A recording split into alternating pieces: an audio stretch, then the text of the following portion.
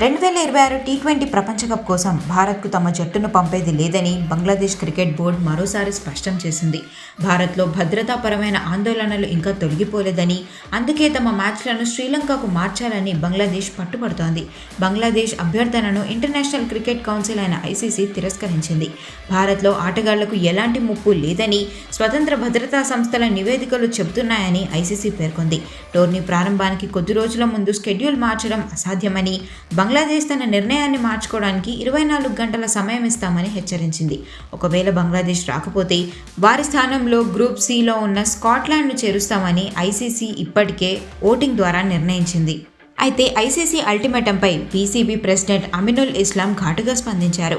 ఒక అంతర్జాతీయ సంస్థ ఇలాంటి అల్టిమేటం ఇవ్వడం సరికాదని అన్నారు.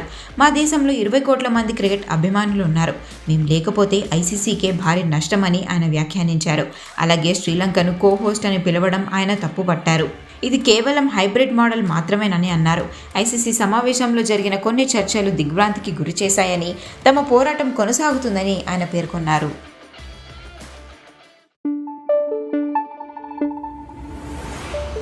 Thank you.